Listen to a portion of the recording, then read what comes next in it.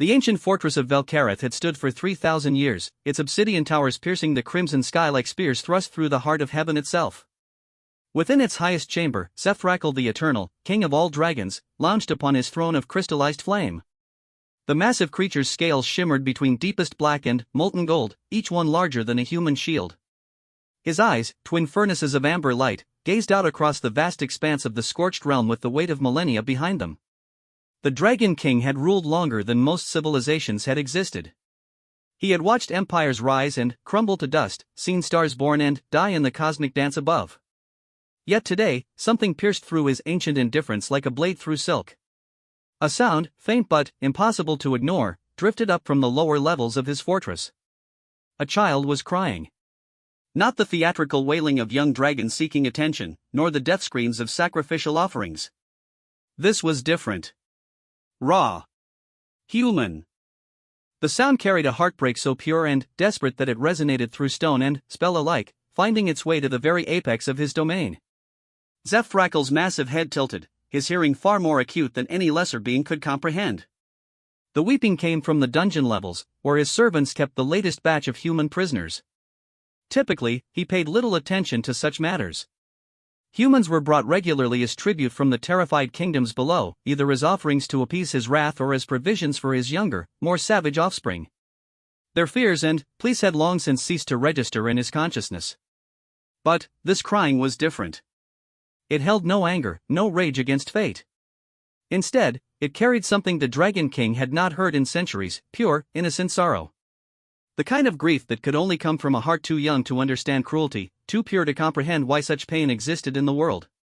Rising from his throne with fluid grace despite his enormous size, Zethrakal descended through his fortress. Each step sent tremors through the ancient stone, and lesser dragons scattered before his presence like leaves before a hurricane. His guards, a mixture of dragonkin and enslaved creatures from a dozen worlds, pressed themselves against the walls as he passed. None dared question where their master was going. The dungeon levels of Velkareth were a maze of corridors carved directly from the mountain's heart. Here, the air hung thick with despair and the lingering scent of fear. Cells lined the walls, their occupants a mixture of unfortunate souls collected from across the known realms. Most cowered in silence as the Dragon King's presence filled the narrow spaces, his massive form somehow navigating passages that should have been far too small to contain him. The weeping grew louder as he approached its source. In a corner cell, barely large enough to house a grown human, Zethrakal found them. A human family huddled together on the stone floor, a man and woman, both bearing the weathered hands of farmers, clutching two small children to their chests. The parents' eyes were wide with terror as they beheld the Dragon King's approach, but they made no move to abandon their young ones. Instead, they held them tighter, forming a protective barrier with their own bodies. The source of the crying was the smaller child, a girl who could not have been more than 4 years old. Unlike her parents and older brother, she seemed unaware of the cosmic predator now looming over their cell. Her tiny hands clutched a small, carved wooden doll, and her tears fell steadily as she whispered to it in the universal language of childhood comfort. "It's okay, Mira," she said to the doll, her voice thick with tears. "Mama says Papa will come back soon. He just had to go away for a little while. We have to be brave like the knights in the stories." The Dragon King's amber eyes fixed on the scene with an intensity that could have melted steel. The child was not crying from fear of him or from the discomfort of imprisonment. She was crying because she missed someone. Someone named Papa who had clearly been taken from them, likely killed or sold separately when the family was captured. The mother noticed the Dragon King's attention and tried desperately to shield her daughter, though her arms shook with terror. "Please," she whispered, her voice barely audible. "Please, great lord, take me instead. Take both of us." "But, the children, they've done nothing. They're innocent." Zethrakal said nothing for a long moment, studying the family with ancient eyes that had witnessed the birth and death of gods. The little girl finally looked up, her tear-stained face turning toward the massive form beyond the bars. Most creatures, even adult dragons, could not meet his gaze without falling into madness or death. But the child simply blinked her large, brown eyes and asked, "Are you sad too?" The question struck the Dragon King like a physical blow. In 3 millennia of existence, no one had ever asked if he was sad. Fear, yes. Anger, certainly. Worship and hatred in equal measure. But sadness? The concept was so foreign that for a moment, the ancient creature found himself without words. What? He rumbled, his voice like distant thunder. The little girl pointed at his eyes. You look sad like Mama gets when she thinks we can't see. Are you missing your papa too? Something cracked inside Zethrakel's chest, a sensation he had not felt since the early days of his existence when the world was young and dragons were fewer. He stared at this tiny human child who saw sadness instead of terror, who offered companionship in grief rather than cowering in fear. Slowly, carefully, the Dragon King reached out with one massive claw and touched the bars of the cell. The metal, enchanted to hold beings of considerable power, groaned and began to glow red-hot under his touch. But, instead of melting through them, he simply held them, as if drawing strength from their solidity. What is your name, little one? He asked, his voice softer than it had been in centuries. Lily, she replied, wiping her nose on her sleeve. This is Mira. She held up the wooden doll. She's brave even when she's scared. The Dragon King nodded solemnly. That is the truest bravery there is, Lily. Being afraid but caring for others anyway. The parents exchanged confused glances, unable to understand why their captor was engaging in gentle conversation with their daughter rather than devouring them all. The older boy, perhaps 7 years old, watched with wide eyes but remained silent, sensing that something unprecedented was occurring. Where did your papa go? Zethrakel asked, though he suspected he already knew the answer. Lily's lower lip trembled. The bad men took him. They said he had to come with them to work in the deep dark places and that we had to come here to wait for him. But Mama cries when she thinks we're asleep, so I think maybe Papa can't come back. The Dragon King's eyes began to glow brighter, but not with fury directed at the family. Instead, a cold rage was building within him, directed at the bad men who had torn this family apart. He had assumed the humans brought to his fortress were criminals or volunteers, citizens offered by their rulers in exchange for peace. The reality that families were being deliberately separated, children torn from their fathers, had never occurred to him. How long have you been here? He asked. The mother found her voice, though it shook with fear. 3 days, my lord. They took my husband to the crystal mines in the Shadowlands. They said if we served well, we might see him again, but... She couldn't finish the sentence, but the Dragon King understood. No one returned from the crystal mines. Zethrakel stood slowly, his mind racing with implications he had never considered. For millennia, he had accepted tribute without question, assuming it was given freely or justly. The thought that innocent families were being destroyed to feed his supposed appetite for human suffering was a revelation that struck at the very core of his being. Tell me, he said carefully, do you know how many other families have been brought here in recent times? The father, gathering courage from his lord's seemingly non-hostile demeanor, spoke up. Dozens, great king. The tribute collectors come every few months now. They take the men to the mines and the women and children to various places. Some say for food, others for sport. He swallowed hard. We had hoped our children might be spared if we cooperated. The Dragon King's claws scraped against the stone floor as his hands clenched into fists. A low growl built in his throat, not directed at the family but at the system he had unknowingly allowed to flourish in his name. For centuries, he had isolated himself in his highest tower, letting subordinates handle the details of tribute collection and prisoner management. He had assumed that fear of him was sufficient to ensure his commands were followed, that humans would be treated as subjects rather than prey. Who organizes these collections? He asked, his voice taking on a dangerous edge. The parents looked at each other nervously before the mother answered. Lord Kareth the Black, your majesty. He commands the tribute forces in your name. He said that dragon appetites must be fed, and that service to the Dragon King was the highest honor humans could achieve. Zethrakel had heard enough. Lord Kareth was one of his younger offspring, a dragon barely 3 centuries old who had always been ambitious and cruel. The Dragon King had granted him authority over human affairs largely to keep him occupied and out of more important matters. Now he realized that this delegation of power had been a catastrophic mistake. Little Lily, oblivious to the cosmic rage building in her captor, had continued crying softly while clutching her doll. The sound of her grief, no longer mysterious, cut through the Dragon King's anger and brought his attention back to the immediate suffering before him. Lily, he said gently, crouching down so his enormous head was closer to her level. Would you like to see your papa again? The little girl's eyes widened with hope so pure it was almost painful to witness. Really? You can bring him back? I can, Sefthrakal said, and, for the first time in his ancient existence, he meant a promise to a human with every fiber of his being. But it will take some time to undo the wrongs that have been done. While we wait, would you and your family like to stay somewhere more comfortable than this cell? The parents stared in shock as the Dragon King's claw touched the cell door. Instead of the violent destruction they expected, the lock simply clicked open with the gentleness of a master key. The door swung wide, revealing the corridor beyond. You're freeing us, the mother whispered. I am correcting an injustice, Sefthrakal replied. One that should never have occurred in my name. As the family slowly emerged from their cell, still afraid but beginning to hope, the Dragon King made a decision that would reshape not only their lives but the entire structure of his realm. The weeping of one human child had pierced through 3 millennia of callous indifference and awakened something in him that he thought had died long ago, a conscience. What happened next would transform everything.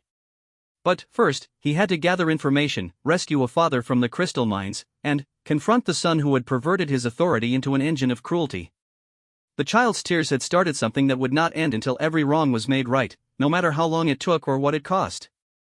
The Dragon King had heard a human child weeping, and, in responding to that sound, he had remembered what it meant to care about something beyond his own power. The fortress of Velkareth would never be the same. The quarters Sefthrakal led the family to were unlike anything they had expected to find in a dragon's fortress. Located in the middle levels of Velkareth, these rooms had originally been designed for diplomatic guests from other dragon courts. The walls were smooth obsidian, but warm to the touch from enchanted heating crystals embedded within.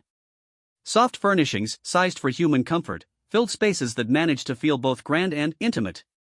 Lily ran immediately to the enormous windows that looked out over the scorched realm, pressing her small hands against the crystal-clear glass.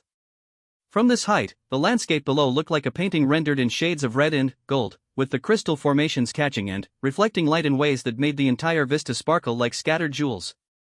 It's beautiful, she breathed, temporarily forgetting her sadness in wonder. The Dragon King watched her reaction with something approaching surprise.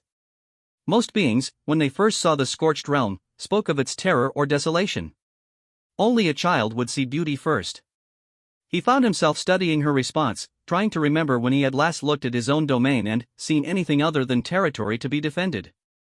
The red comes from the iron in the stone, he explained, moving to stand beside the window. And the golden veins are deposits of crystallized sunlight, captured when this world was younger and the star above burned hotter. Lily turned to look up at him with wide eyes. You can catch sunlight? Time and pressure can capture many things, Sefthrakal replied. Though I suspect your human scientists would explain it differently. The parents stood uncertainly in the center of the main chamber, still afraid to believe their circumstances had truly improved. The older boy, whose name the Dragon King had learned was Marcus, explored cautiously while staying close to his mother. None of them seemed willing to sit down or make themselves comfortable, as if expecting their good fortune to evaporate at any moment. Sefthrakal noticed their hesitation and, with effort, shifted his form. The transformation was not dramatic, but subtle. His massive frame compressed slightly, and his features became somewhat less overwhelmingly draconic. He was still clearly a dragon, still enormous and powerful, but the change made him feel less like an imminent threat of consumption and more like an entity capable of conversation. Please, he said, gesturing toward the chairs and cushioned seating areas. You are guests now, not prisoners. Your comfort matters. The mother, whose name he had learned was Elena, slowly lowered herself onto the edge of a chair. Her husband, Thomas, remained standing but relaxed slightly. Both kept their eyes on their children, ready to act if circumstances changed suddenly. I realize this must be confusing, Sefthrakal continued. For 3,000 years, I have ruled from my tower and left the details of my domain to others. Today, I learned that this delegation of authority has led to injustices I never intended or imagined. Thomas found his voice.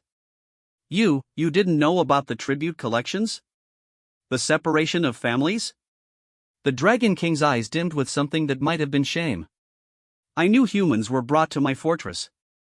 I assumed they came willingly, as subjects seeking protection or criminals justly sentenced to service.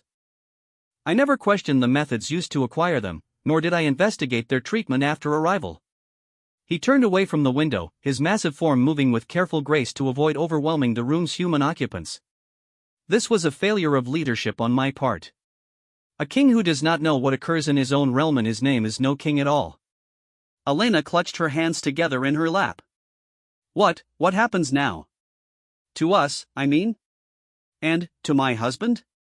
Now, Zefrakal said with quiet determination, I correct my failures. Your husband will be retrieved from the crystal mines. The tribute system will be reformed completely. And, those who have perverted my authority for their own cruel purposes will face justice. Lily, who had been listening to the adult conversation with the partial attention of childhood, suddenly spoke up. Will you really bring Papa back? The Dragon King crouched down to her level, bringing his great head close to hers. I give you my word, little one. Your father will return to you safely. But, the mines. Marcus said quietly, speaking for the first time since leaving the dungeons. Everyone knows no one comes back from the crystal mines. They say the tunnels go down forever and the air itself is poison. Zefrakal studied the boy with new respect. Despite his fear, Marcus was thinking clearly about the practical obstacles to his father's rescue. The Dragon King appreciated logical thinking, even from a human child. The crystal mines are dangerous, he acknowledged. But, they are not impossible to navigate for one who understands their nature. The poison air you mention is actually a gas released by certain crystal formations when they are improperly harvested. With the right knowledge and preparation, the mines can be safely entered. He stood, his expression growing more serious. However, you are correct that time is critical. The longer someone remains in the deep levels without proper protection, the more difficult their rescue becomes. Which is why I will be departing for the Shadowlands myself within the hour. Elena gasped. You're going personally? But, surely you have servants, soldiers who could. I have been a distant ruler for too long, Zefrakal replied. Some matters require a king's personal attention. The rescue of your husband is one such matter. Additionally, I suspect the situation at the mines is more complex than simple labor imprisonment. I need to see for myself what has been done in my name. As if summoned by his thoughts, a commotion arose in the corridor outside their quarters. Heavy footsteps approached, accompanied by the distinctive sound of armored dragonkin guards. The family tensed immediately, but Zefrakal raised a calming hand. Enter, he called, and the door opened to admit a creature that was clearly related to dragons but smaller and more humanoid in form. The being wore elaborate armor marked with the Dragon King's personal sigil and carried herself with the bearing of military authority. My lord, she said, bowing deeply. Commander Vyra reporting. I have completed the initial investigation you requested regarding the tribute system operations. The Dragon King nodded. Speak freely, Commander. The family present has every right to hear what you have discovered. Commander Vyra glanced at the humans uncertainly but proceeded when her lord gestured for her to continue. The situation is worse than we initially suspected, my lord. Lord Kareth has been operating an extensive network beyond the official tribute requirements. Families are being separated deliberately to maximize productivity. Men are sent to the crystal mines, women to textile production facilities, and children to various training programs. Training programs? The Dragon King's voice carried a dangerous edge. Combat training, manual labor preparation, and... Vyra hesitated, clearly uncomfortable with her next words. Entertainment purposes for some of the younger dragons who enjoy games. The temperature in the room seemed to drop several degrees as Zefrakal's anger manifested in subtle but unmistakable ways. Frost began forming on the metal fixtures, and the heating crystals in the walls pulsed brighter in response to the sudden chill. Entertainment, he repeated, the word carrying the weight of mountains. My offspring have been using human children as entertainment.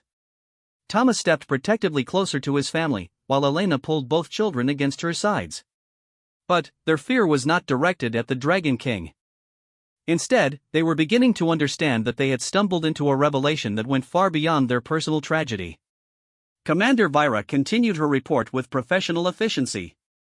The operation has been in place for approximately 50 years, my lord. It began small, with Lord Kareth claiming he was maximizing the efficiency of tribute collection. Over time, it expanded into what is essentially a slavery network spanning 3 kingdoms.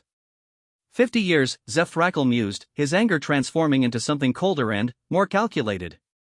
And, in all that time, no one thought to inform their king of these developments? Lord Kareth claimed to be acting under your direct authority, my lord. He produced documents bearing your seal.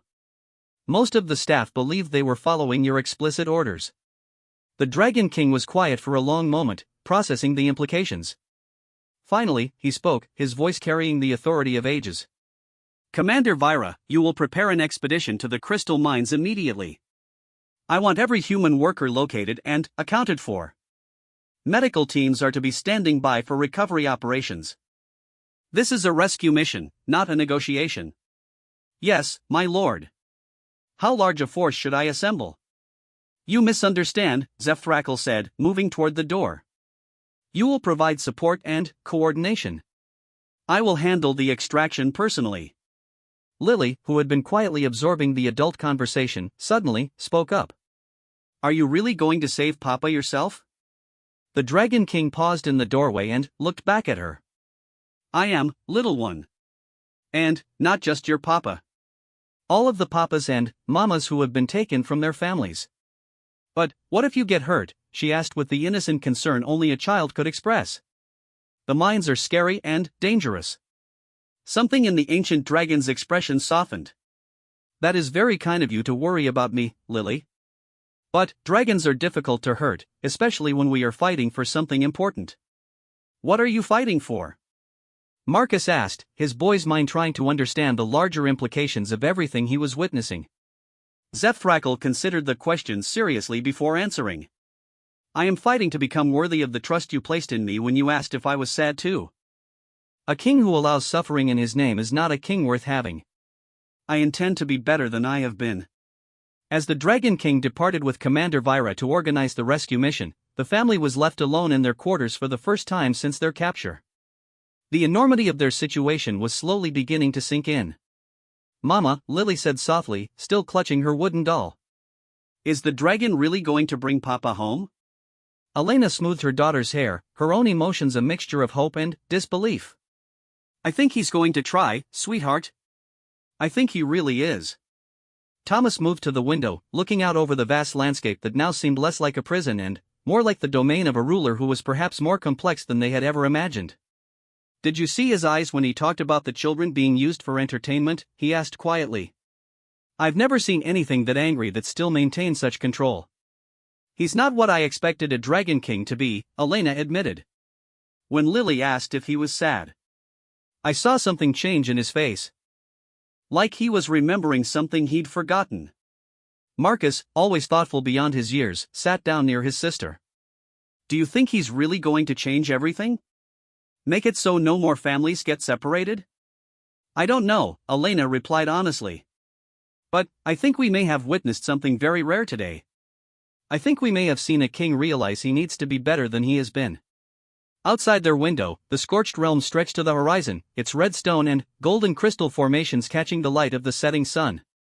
Somewhere in those lands, beyond the mountains and valleys visible from their window, Thomas waited in the darkness of the crystal mines, not knowing that the most powerful being in the known world was personally coming to bring him home. The Dragon King's journey to the Shadowlands would test not only his physical power but his commitment to the promise he had made to a weeping child. What he found in those dark tunnels would challenge everything he thought he knew about the kingdom he had ruled for so long. But, for now, a family waited in comfort instead of despair, holding on to hope that had been kindled by the most unlikely of sources. The transformation of Velkareth had begun with the sound of a child's tears, and it would continue with the roar of a dragon determined to make amends for centuries of neglect. The Shadowlands lived up to their name even in daylight. As Zefthrakal soared over the twisted landscape, his massive wings cutting through air thick with mineral dust and the lingering effects of ancient curses, he found himself seeing his own domain through new eyes.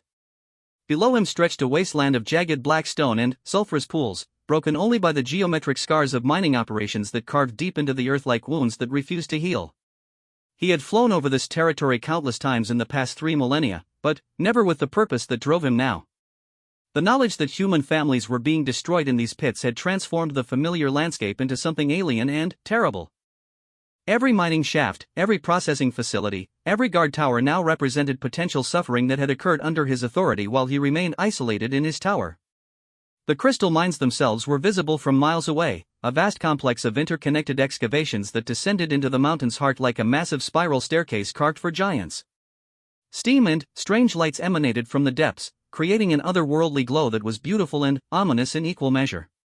The crystals they extracted here were used throughout his realm for everything from lighting to communication to weapons, making the mines one of the most economically vital parts of his kingdom. What he had never considered was the human cost of that vital resource. As he approached the main entrance, Zethrakal saw the administrative complex that had grown up around the mining operation. Multiple buildings housed guards, supervisors, and support staff, while a series of smaller structures served as barracks for the workers.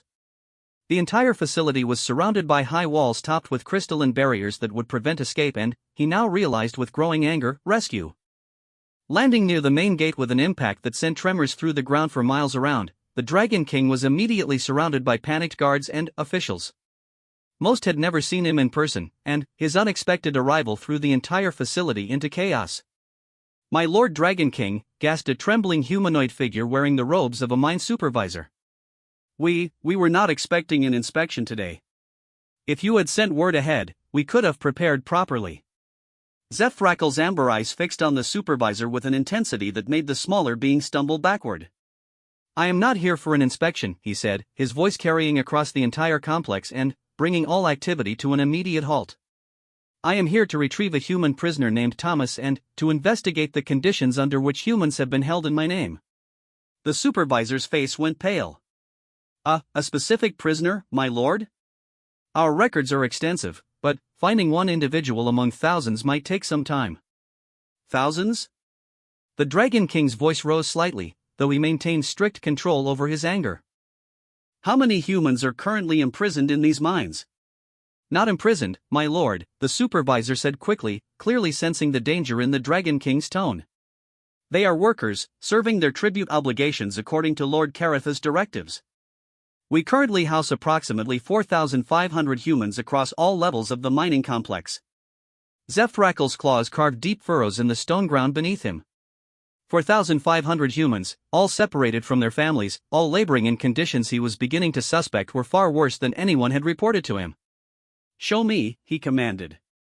"Show me everything.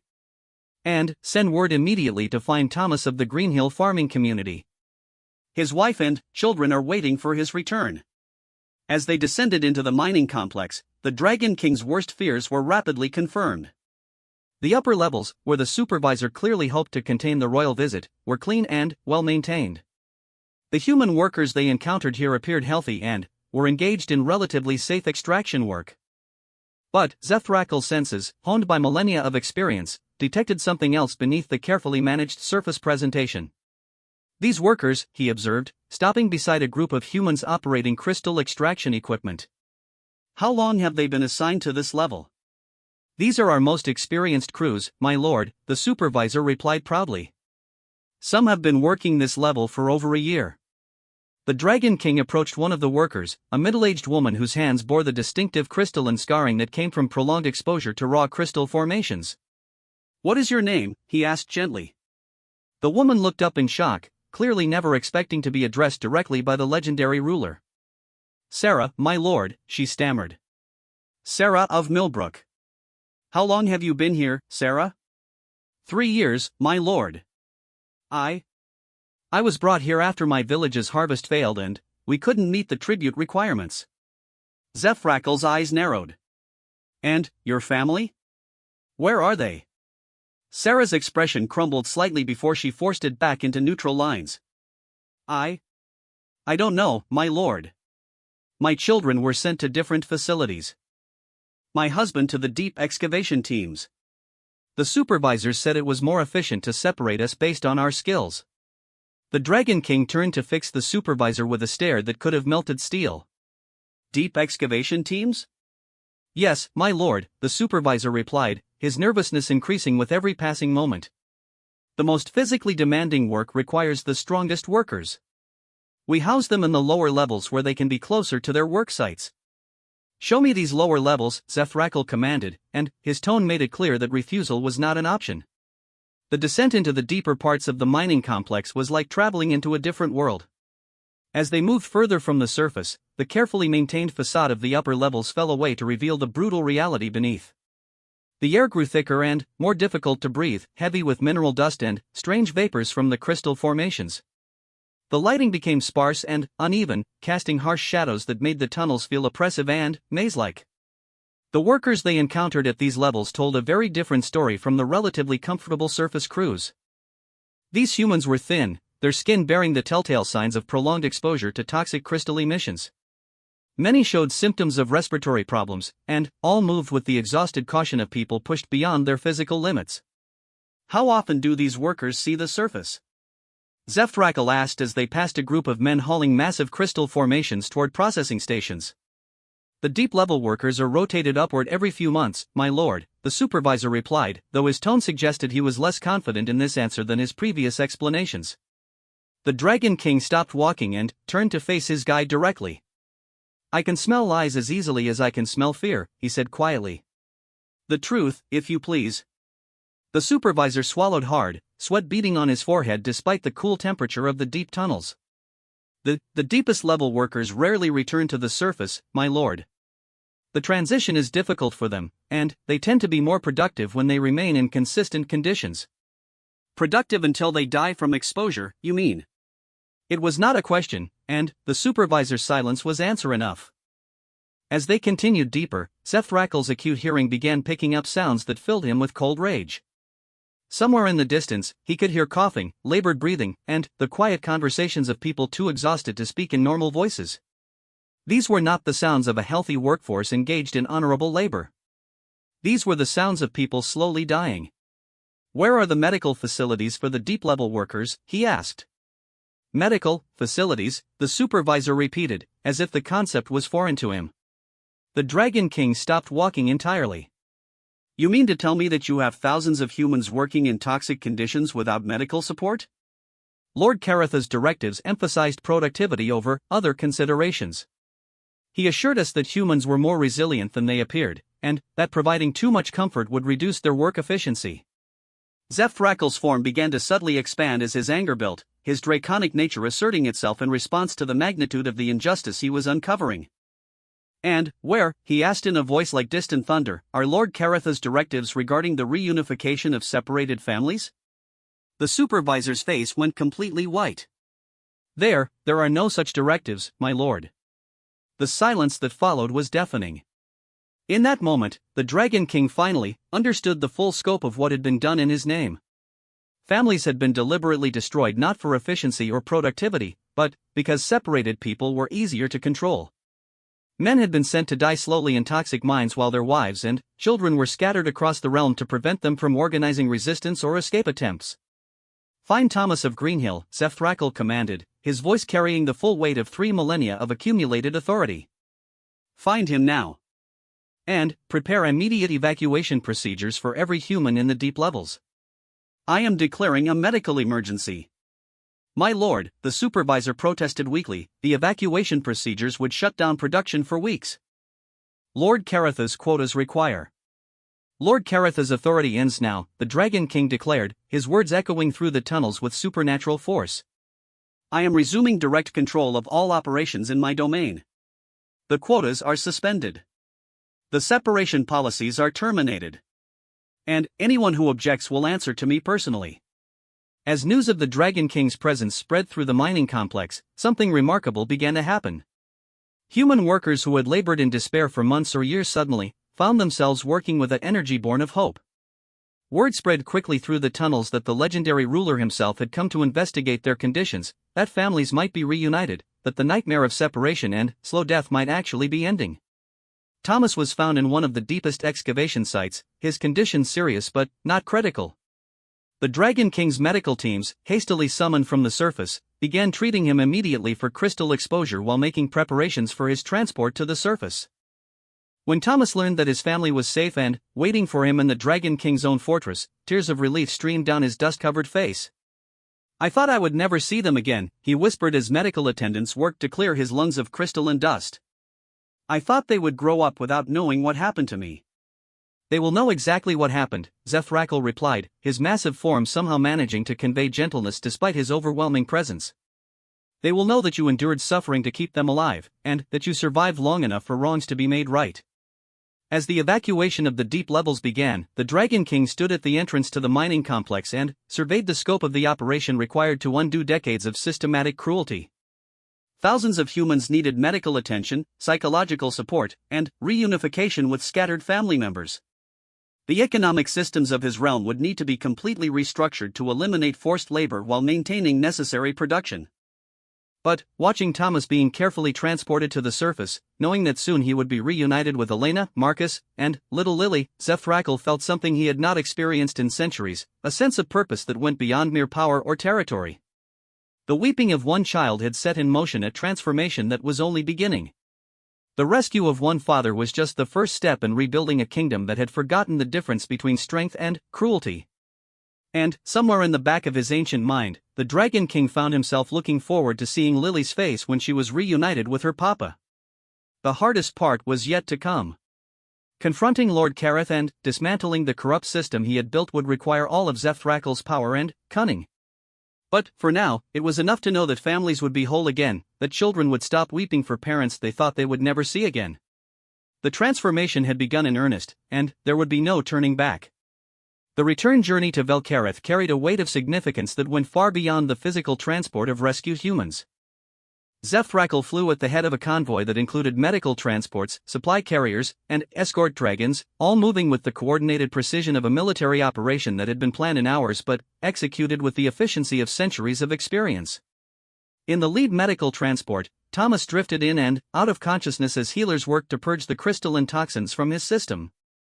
The Dragon King maintained a psychic connection with the medical team, monitoring Thomas's condition while simultaneously coordinating the broader evacuation efforts still underway at the mines.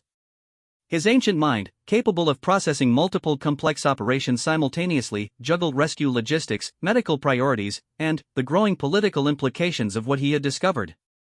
Word of the Dragon King's direct intervention had spread throughout his realm with supernatural speed. The magical communication networks that connected the various dragon courts were ablaze with speculation, confusion, and, in some quarters, barely concealed panic. Lords and administrators who had grown comfortable operating with minimal oversight suddenly found themselves subject to the direct attention of a ruler who had not intervened personally in regional affairs for over a century. As the convoy approached Velkareth, Zefrakal's enhanced senses detected something that brought a rare smile to his ancient features. From the quarters where he had housed Thomas's family, he could hear the sound of children playing. Not the desperate, whispered games of prisoners trying to maintain sanity, but the genuine laughter and excitement of young ones who had been told their father was coming home. Landing in the fortress's main courtyard with characteristic precision, the Dragon King immediately oversaw Thomas's transfer to the medical facilities he had ordered prepared. The man was conscious now, his eyes clear despite his physical weakness, and his first words were exactly what Zefrakal had expected. "My family," Thomas whispered. "Are they really safe? Are they really here?" "They are," the Dragon King assured him. "And they have been waiting very impatiently for your arrival. But, first, the healers must ensure you are strong enough for the reunion they have planned." As Thomas was taken to the medical wing, Zefrakal made his way to the family's quarters. The sound of running footsteps in the corridor told him that word of his return had already reached them. When he opened the door, he found Elena, Marcus, and Lily pressed against the windows, watching the courtyard below with desperate hope. "Is he here?" Elena asked, turning toward the Dragon King with eyes bright with unshed tears. "Is Thomas really here?" "He is here, he is alive, and he is going to recover completely," Zefrakal replied. "The healers estimate he will be ready for visitors within the hour." Lily, who had been clutching her wooden doll throughout the entire ordeal, suddenly ran to the Dragon King and wrapped her small arms around one of his massive claws. "Thank you," she said simply. "Thank you for bringing Papa home." The gesture, so spontaneous and trusting, struck the ancient dragon with surprising force. In 3 millennia, no one had ever embraced him in gratitude. Fear, respect, worship, hatred, all of these he had experienced countless times. But simple, innocent gratitude from a child who had every reason to fear him was something entirely new. "You are very welcome, little one," he said gently, careful not to move the claw she was hugging. "Your papa is very brave. He endured much to survive long enough for us to find him." Marcus, who had been watching the exchange with the thoughtful expression that seemed to be his constant state, asked, "What happens now? To us, and to all the other families?" The question demonstrated the boys' growing understanding of the larger implications of their situation.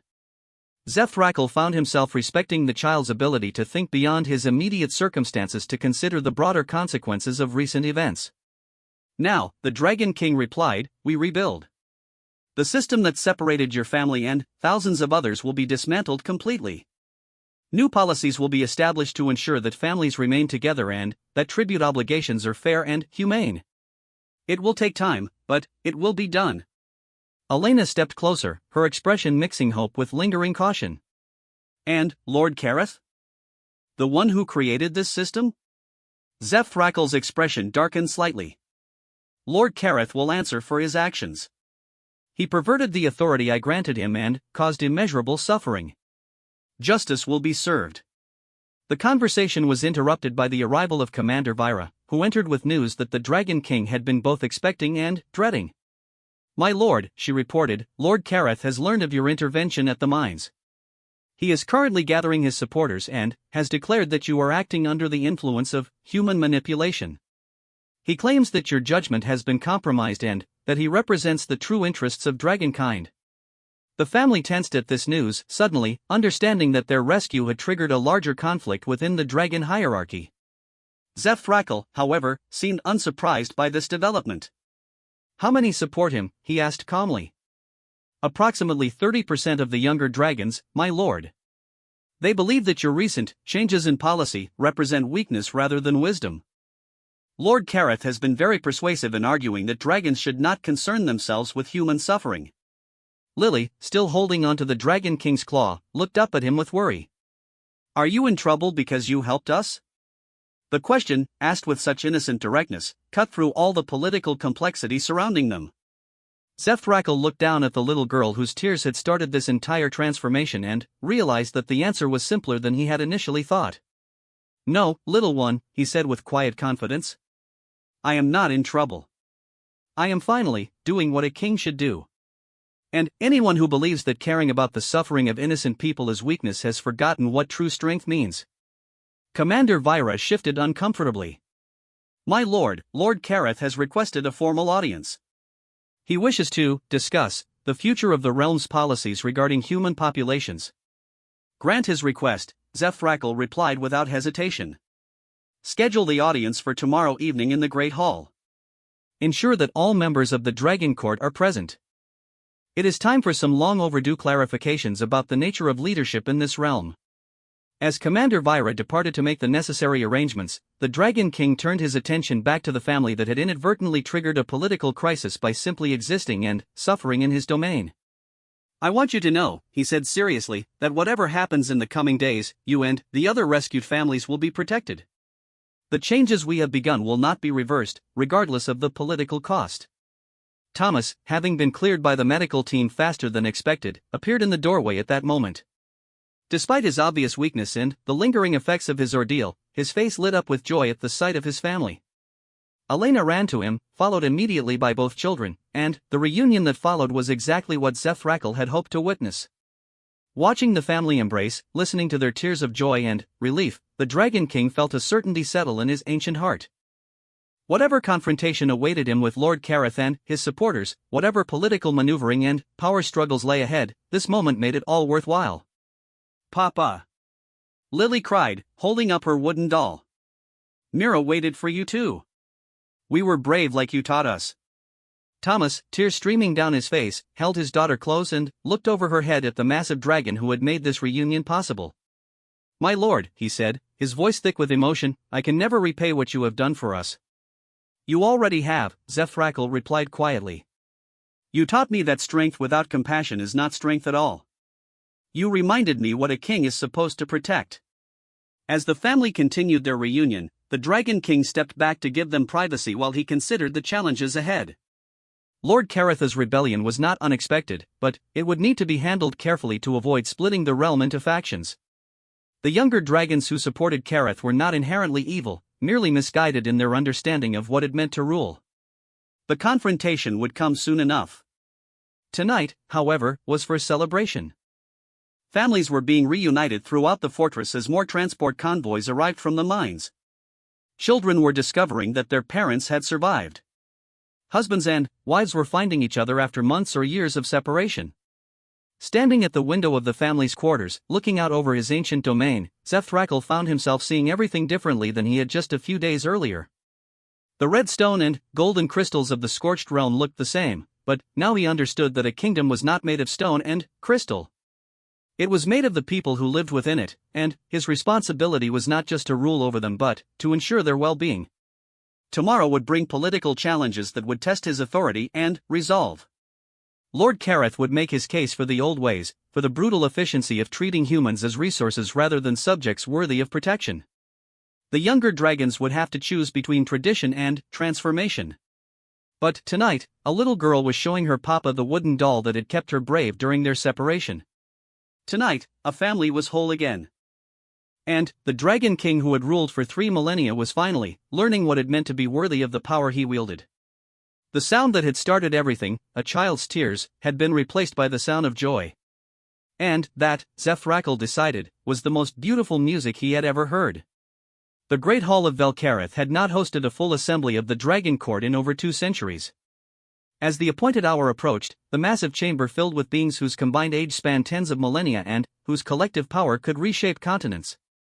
Dragons of every size and coloration took their positions according to ancient protocols, their forms ranging from the relatively modest 50-foot length of the youngest adults to the mountain-sized elder females whose presence made the enormous hall feel cramped. At the center of it all, Zethrakal occupied the throne of eternal flame, a seat carved from a single massive crystal that had been formed in the heart of a dying star. His presence dominated the assembly not through size alone, though he was among the largest dragons present, but through the accumulated weight of 3,000 years of undisputed rule. Every dragon in the hall owed their position, their territory, and, in many cases their very existence to his authority. Lord Kareth entered fashionably late, as was his way. The black-scaled dragon was impressive by any standard, his 3-century lifespan having granted him substantial size and power. He moved with the confident swagger of someone who believed himself untouchable, supported by a coterie of younger dragons who shared his philosophy regarding human populations. His entrance was calculated to make a statement. He feared no consequences for his actions and believed himself justified in everything he had done. "My ancient and respected sire," Kareth said with a bow that managed to be technically correct while conveying subtle mockery. "I am honored that you have chosen to address the concerns that have been raised regarding recent policy changes." Zethrakal regarded his offspring with eyes that had seen the rise and fall of empires. "Lord Kareth, I trust your journey from the administrative centers was comfortable? I would hate for you to be tired during what promises to be a very illuminating conversation." The younger dragon's confidence flickered slightly at his father's tone, but he recovered quickly. "Indeed, my lord. Though I confess I am somewhat confused by the sudden interest in micromanaging regional operations. For centuries, you have trusted us to handle the details of governance while you attended to the greater concerns of the realm." A murmur ran through the assembled dragons. Everyone present understood that this exchange was about far more than administrative policy. It was a challenge to the fundamental nature of how their society operated, and, potentially to the authority of the Dragon King himself. "You speak of trust," Zethrakal said, his voice carrying easily through the vast hall. "Let us examine how that trust has been honored. Commander Vyra, please present your findings to the court." Commander Vyra stepped forward, her armor gleaming in the crystalline light of the hall. In her hands, she carried a collection of documents and record crystals that represented weeks of intensive investigation. "Honored members of the court," she began, "I have spent the past 10 days conducting a comprehensive review of human population management policies implemented under Lord Kareth's authority." She activated the first crystal, and images began forming in the air above the assembly. Statistical displays, organizational charts, and geographical maps painted a picture of systematic exploitation that went far beyond anything the older dragons had imagined. "Over the past 50 years, Vyra continued, the tribute system has evolved from occasional offerings to a comprehensive slavery network. Human families are deliberately separated to prevent resistance. Men are sent to die slowly in toxic mining operations. Women are assigned to production facilities with quotas that ensure malnutrition and exhaustion. Children are distributed among various training programs, many of which appear designed to break their spirits rather than develop useful skills." Lord Kareth shifted restlessly as the presentation continued, but his supporters remained visibly unmoved by the revelations. To them, the suffering of humans was simply irrelevant to dragon concerns. The economic efficiency of these methods is undeniable, Kareth interjected when Vyra paused. Production quotas have increased by 300% during my administration. The realm's wealth has expanded dramatically. These results speak for themselves. Indeed they do, Zethrakal agreed. They speak of an administrator who measures success purely in terms of resource extraction, without regard for the cost in lives or the long-term sustainability of such methods. An ancient female dragon, one of the few beings in the hall who could remember the Dragon King's early reign, spoke up from her position near the great windows. Young Kareth raises an important point about efficiency. Humans breed quickly and die young regardless of how they are treated. Why should we concern ourselves with their comfort when our needs require their labor? The question represented the fundamental philosophical divide that Zethrakal had known he would have to address. For most of the dragons present, humans were simply another resource to be managed, no different from crystal mines or timber forests. Elder Thessarian, he said, acknowledging the speaker with the respect due her age, you ask why we should concern ourselves with human comfort. Allow me to pose a different question. What manner of ruler are we if our subjects exist solely to serve our appetites? Before she could respond, he continued. For 3 millennia, I have ruled this realm through power alone. I have been a king of territory, of resources, of subjects who obeyed through fear. But fear-based obedience is brittle. It breaks when pressure is applied, and it creates enemies rather than allies. Lord Kareth stepped forward, his own considerable power beginning to manifest as his patience wore thin. You speak of allies and enemies as if humans were capable of being either. They are livestock, father. Useful livestock, certainly, but nothing more. This sudden sentimentality is beneath a dragon of your stature. The insult hung in the air like a physical presence. Several of the younger dragons nodded in agreement, while the older ones watched carefully to see how their king would respond to such open disrespect. Zethrakal rose slowly from his throne, his full size becoming apparent as he towered over even the largest dragons present. When he spoke, his voice carried the accumulated authority of every year he had ruled. Sentimentality, he repeated. You believe that caring about the suffering of innocent beings is sentimentality.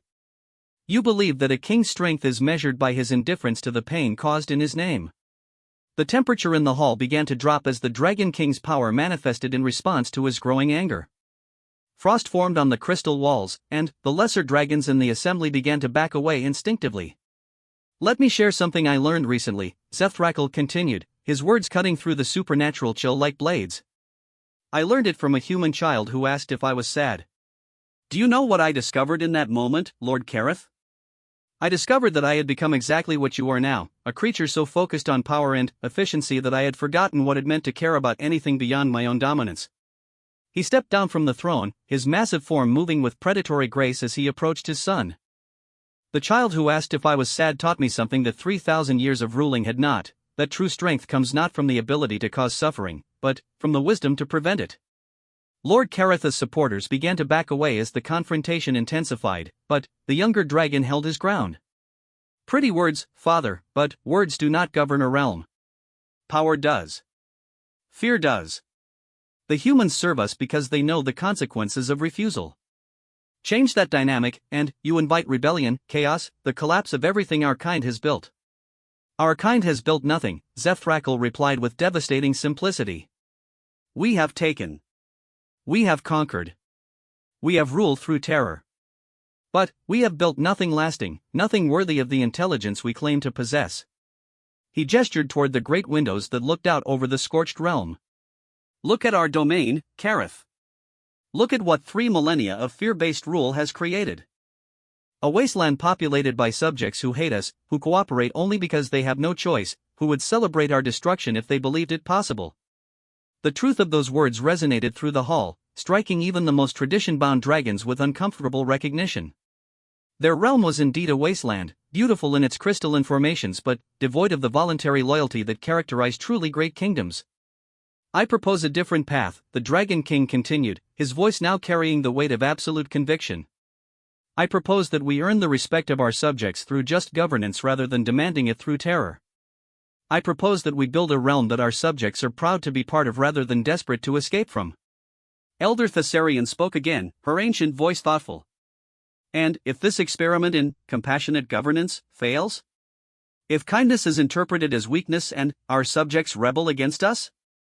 Zefthrakal smiled, an expression that was both terrible and beautiful on his massive draconic features. Then, we will have learned something valuable about the nature of true strength. But I do not believe it will fail, because I have seen what happens when power is tempered with justice. He turned to address the entire assembly.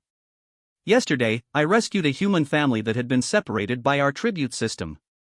When I reunited them, the youngest child, a little girl who had every reason to fear me, embraced my claw and thanked me for bringing her father home. In that moment, I felt something I had not experienced in centuries, the satisfaction that comes from using power to heal rather than to harm. The silence in the hall was profound as the assembled dragons processed this revelation. Many had never considered that human emotions might be worthy of consideration, let alone that those emotions might offer insights into better methods of governance. Lord Kareth, however, remained unmoved. A touching story, father, but hardly the foundation for realm-wide policy. One grateful child does not negate the economic realities of governing a domain this vast. You are correct, Zefthrakal replied. One child's gratitude is not sufficient foundation for policy.